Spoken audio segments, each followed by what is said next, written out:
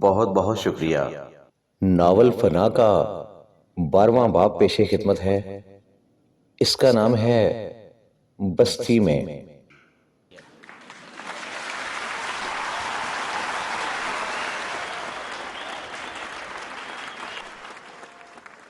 बस्ती वालों ने रेहाना का वालिहाना इस्तकबाल किया था। हर चेहरे पर उसकी आमद की खुशी जिदरी थी, जिसे देखकर कुछ देर के लिए उसके ज़हन से भी जागीरदारों का ख्याल महव हो गया था और वो खुशी खुशी अपने घर में आ गई थी। बाकी सारे तो उसे मिलकर अपने अपने घरों को वापस चले गए थे, मगर उसकी सहेली मलका और चानन बाई उसे छोड़ने घर तक चले गए थे।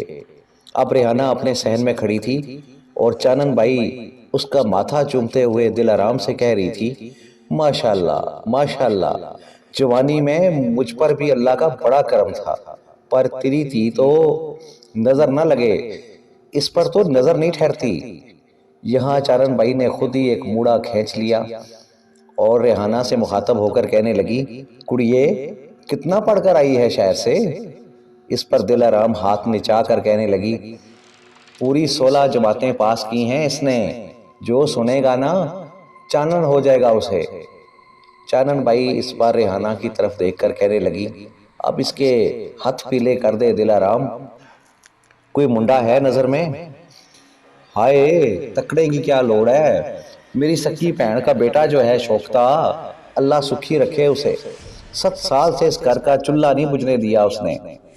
इतना सुनना ही था कि रेहाना बिफर गई। अम्मा! इस पर दिलाराम की जुबान चल पड़ी। हे, जरा इसकी जबान तो देखो, 4 लफ्ज क्या पढ़ाई, बात बात पर टोक मटोका। इस बात पर रेहाना फिर अपनी मां पर बरस पड़ी। अम्मा बस, खबरदार, जो अब शौकत का नाम भी निकला तेरी जुबान से, मैं ये घर ही छोड़कर चली जाऊंगी। ये सुनना था। दिलाराम ने अपना दुपट्टा गुमनाम के पैरों पर फेंक दिया और कहने लगी, सुन लिया, और पढ़ा इसे, कार बार फूंक दिया इसकी पढ़ाई के पीछे। बस आज से इसका घर से निकलना बंद, हाँ कह दिया मैंने। ये सुनना था कि चानन बाई बोल पड़ी, नाना दिलाराम, अभी बच्ची है, ना समझ है, इस पर यह जुल्म तो ना कर।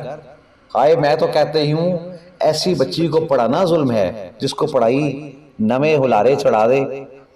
दिलाराम की जुबान से निकल गया, बस बस, ये लड़ाई खत्म करो, तू भी चुप कर जा रेहाना। चानन ने कहा ही था कि रेहाना ने गुस्सा से अपना पैर पटका और अंदर जाते हुए कहने लगी, शौकते से शादी करेगी मेरी जुत्ती, सुक्का पैदल मार्च। मट्टी की मूर्तियों का शौकीन जागीरदार सजावल एक खिड़की के साथ धरी हुई कुर्सी पर बैठा अपने ही ध्यान में कोई गाना गाए चला जा रहा था। उसके हाथों में मट्टी की एक मोरत भी मौजूद थी और वो गा रहा था, सोने नल प्यार दे मोती तोल दे दिया, हासियां जगमा दाए जहर कोल दे दिया, पोले पाले नैना विच लखां ने कदूरतां, इन्हां कोलों चंगियां ने मिट्टी दिया मूरतां, ओए मिट्टी दिया मूरतां, हाय मिट्टी दिया मूरतां। अचानक दरवाजा खुला और उसका एक खासुल खास आदमी कंधा के साथ क्लशनकोफ लटकाए उसके सर पर पहुंच गया। सजावत गाना गाता गाता चौंक उठा। खैर तो है ना चंद तारा मुरली, आपको इतला देने आया था सरकार। चंद तारा मुरली ने अदब से कहा, और किधरे नशके आला संदूक तो नहीं लब गया मेरे शरीकों को? सजावल की आंख एक ही जगह ठहर गई थी। नहीं सरकार, रेहाना अपने घर पहुंच गई है। यह सुनते ही सजावल हंस पड़ा। मट्टी की मूरत अपने घर उससे वेले पहुंचती है जब उसका वेला मुक जाए, तो फिर रेहाना के लिए क्या हुक्म है सरकार? चंद तारा मुरली ने मूछे मरोड़ कर कहा, ओए किसे दिहाड़े गुमनाम के पास जा और उसे कह, सजावले का दिल मट्टी की मूर्तों से भर गया है। बात करते करते वो खुद ही हंस पड़ा। हुक्म की ताबील होगी सरकार।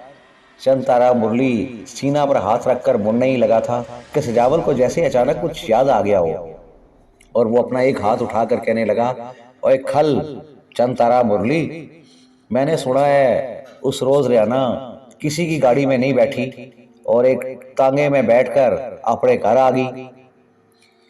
आपने 16 आने सच सुना है सरकार? चंद तारा मुरली ने उसे जवाब देते हुए कहा। पर अद्धी राती उस लुके स्टेशन पर तांगा लेकर कौन गया था ओए? सजावल ने अपनी एक अख चुन्नी करते हुए कहा।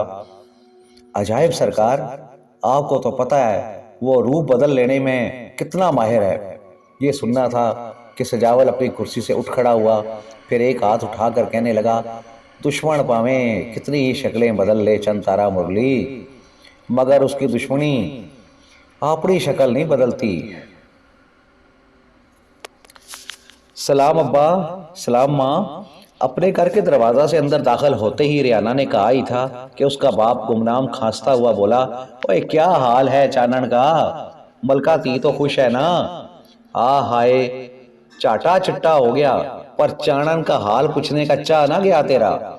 एक तरफ बर्तन धोती हुई दिलाराम बोल पड़ी, ओए चानन का हाल पूछा है तो साथ ती मलका का भी तो पूछा है। गुमनाम ने फौरन ही अपनी सफाई देते हुए कहा, रहन दे ये चाले, ना दे मुझे बहुतियां सफाइयां।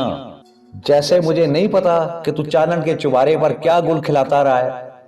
प्यू की सारी खट्टी रोट दी तूने चानन के पैरों पर। दिलराम किसी तौर उसे माफ करने को तैयार नहीं थी। रियाना ने इस बार अपनी चादर उतारकर बाप के पैरों में रख दी और जरा सांस लेकर कहने लगी, दोनों खुश हैं अब्बा और मजे में हैं ना? तो क्यों ना हूं खुश। अगली के घर दो दो पखे चल रहे हैं और वो भी बिजली पर, और इधर मुड़ थुड़ के वही पक्षी जो मैं दाज में लाई थी। दिलाराम की जुबान फिर चल पड़ी, अम्मा मैं जरा मुंह धो लूं। रियाना ने बात बदलने के लिए कहा ही था कि दिलाराम जल्दी से बोली, हाँ हाँ छेती नाल अपना मुंह सर कर ले, शौकता आता ही होगा। ये सुनना था कि रियाना पैर फटकती हुई अंदर चली गई, जबकि दिलाराम गुमनाम से कहने लगी, एक तो मुझे इस कुड़ी का चानन के घर जाना एक अख नहीं पाता। चानन के जिक्र पर गुमनाम चरपाई पर उठकर बैठ गया और कहने लगा, और तू हमें बेवैलियां ना दिया कर रियाना की माँ। चानन भाई कब का वो पेशा तर्क कर चुकी है। हे, तू तो ऐसे कह रहा है जैसे वो सरकार से पेंशन लेकर आ गई है। देख, कुछ पेशे ऐसे भी होते हैं रियाना के अब्बा, जिन्हें बंदा छोड़ भी दे तो भी रिटायर्ड नहीं कहलाता। गुमनाम उसके आगे हाथ जोड़ने ही वाला था कि अंदर से रियाना कपड़े बदलकर दुपट्टा ठीक करती हुई बाहर निकल आई और अपनी कमर पर हाथ रखकर कहने लगी, हाँ अब बता माँ, शौकत क्यों आ रहा है यहाँ? कोई फेरे मान रखे हैं उसने यहाँ के? इस लहजा पर दिलाराम उछल पड़ी, फिर अपना हाथ निचा कर कहने लगी, ना वो ना होता तो 7 साल इस घर का चूल्हा कौन जलाता? सारा सारा दिन मिल्लू में मुंह काला करता फिरता है, तब जाके कहीं 2-2.5 हजार जुड़ता है उसे। इसी में अपने बहन भाइयों को भी पालता है और इसी से जन्मों जली मासी का भी पेट भर जाता है। बातें तो देखो इसकी। एक बार नौकरी मिल जाने दे माँ, सारे एहसान मुका दूंगी मैं तेरे शौकते के। किराना ने भी कहा ही था कि बाहर लगे टीन के दरवाजा पर एक हल्की सी दस्तक हुई और साथ ही शौकत पर्दा हटाकर अंदर दाखिल हो गया। सलाम मासी, सलाम मासो। दिलाराम बर्तन धोते धोते उठ खड़ी हुई, फिर खुशी से उसकी कमर पर हाथ फेर कर कहने लगी, आ पुत्र, वहाँ मासो के पास जाके बैठ। गुमनाम ने चरपाई पर उसके लिए जगह खाली कर दी और शौकत झुककर दोनों हाथ जोड़कर सलाम करते हुए पैंती वाली जगह पर बैठ गया और इधर उधर छाती मारकर कहने लगा, मासी ये रियाना किधर है? रास्ते में मलका मिली थी, वो तो कह रही थी अभी अभी अपने घर गई है। हाँ हाँ, अभी अभी चानन भाई के घर से आई है, आती होगी। वो दरअसल मलका है ना, उसके बचपन की सहेली है, इसलिए कभी कभार उसे मिलने के लिए चली जाती है। दिलाराम ने बर्तन समेटते हुए कहा, पर वो तो अच्छे लोग नहीं, कोई ऐसी वैसी बात निकल आई तो? अपनी बहन की तबीयत तो मुमकिन था यहाँ शौकत कुछ और भी कहता, मगर अचानक रियाना कमरा से बाहर निकल आई और उसे तकते ही शौकत बेख्तियार अपनी जगह से उठ खड़ा हुआ। माँ को कहे अपनी तबीयत को जरा संभाल कर रखे। रियाना बाहर आते ही शौकत पर बरस पड़ी और शौकत बौखला कर कभी दिलाराम और कभी गुमनाम का मुंह तकने लग गया। ये देखते ही गुमनाम का पारा चढ़ गया और वो रेहाना पर बरस पड़ा। तू अपनी तोतो बंद कर रेहाना, बंदा किसी आए गए का ही लिहाज कर जाता है। देखा देखा, इसीलिए इसीलिए मैं कहती थी ये पढ़ाई का चन्न न चढ़ा। 16 जमातें क्या पढ़ाई, दीदों का पानी ही डल गया। ऊपर से ये तेरा तालनू वाली जुबान, ये सब चानन का चढ़ाया हुआ चन्न है। और पे जिसे अपनी मशूक के कार। दिल आराम की जुबान भी खुल गई। रियाना ने अपनी कमर पर हाथ रख लिए और कहने लगी, ना, मैंने ऐसी कौन सी बात कह दी है जिस पर तुझे मिर्चें लग गई हैं। उधर शहर में लोगों के घरों में 3-3 साइकिलें खड़ी हैं और इधर एक भी नहीं, सुक्का पैदल मार्च। रियाना की जुबान से ये निकलने की देर थी। शौकत ने अपने कान लपेट लिए और बगले झांकने लगा। ये देखते ही दिल आराम अपने बाजा की हमायत में उतर आई। तो तू करा ले अपने लिए सालम टांगा, डंक की जुत्ती तो कभी जुड़ी नहीं, जुबान काट कर रख दूंगी। बस कल से तेरा इस घर से निकलना बंद। फिर इससे पहले रियाना मुड़कर अपनी माँ को कोई करारा सा जवाब देती, शौकत खुद ही बोल पड़ा, चल छोड़ ना मासी, जाने भी दे। मेरी बड़े अरसे से एक पुराने यार से साइकिल पर बात चल रही थी, पूरे 700 पर मुक्की है। अब अगली बार आया ना तो पैडल मार कर ही आऊंगा। ये सुनना था कि दिल आराम खुशी से उछल पड़ी, ना सच? और नहीं तो क्या। शौकत ने रियाना की तरफ देखकर कहा ही था कि उसने आगे से उसी की नकल उतार दी। और नहीं तो क्या। शौकत की नकल उतारते ही वो अंदर चली गई और वो वहीं शर्मिंदा सा खड़ा रह गया। बारी मूछों वाला जागीरदार सौदागर अपने एक एक आदमी के मुंह पर चपेड़े मार रहा था। उसके आदमियों के मुंडों के साथ कलाशनकोफे टंगी हुई थी, मगर उनके सर झुके हुए थे। जबकि सौदागर कह रहा था, जिस रोज चिराग अली का सर फटा था, मुझे तो उसी रोज कर्न हो गए थे कि वो डाकिये के रूप में अजायबा था। पर हमारे तो फरिश्तों को भी खबर न थी सरकार कि वो टांगे वाला अजायब भी हो सकता है। एक आदमी ने कहा ही था कि सौदागर उसी पर बरस पड़ा और तुम सारे निकम्मे हो। उसने वो पारी मुच्छे लगाई ही मेरा मजाक उड़ाने के लिए थी। मेरा हासा बनता रहा और तुम लोग तमाशा तकते रहे। अफसोस, मैं वहां होता तो वही पारी मुच्छे उखाड़ कर उसी की टिंड में भर देता।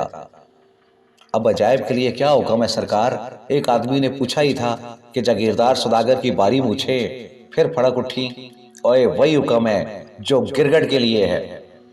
हम समझे नहीं सरकार। किसी ने डरते डरते कहा ही था कि सौदागर की आंखों में शोले से लपक उठे। फिर वो फुंकारता हुआ लहजा में गोया हुआ, अजायब को खत्म कर दो। जो गिरगट की तरह अपना रंग बदल ले, उसके लिए सौदागर का यही हुक्म है, यही हुक्म है। बहुत बहुत शुक्रिया।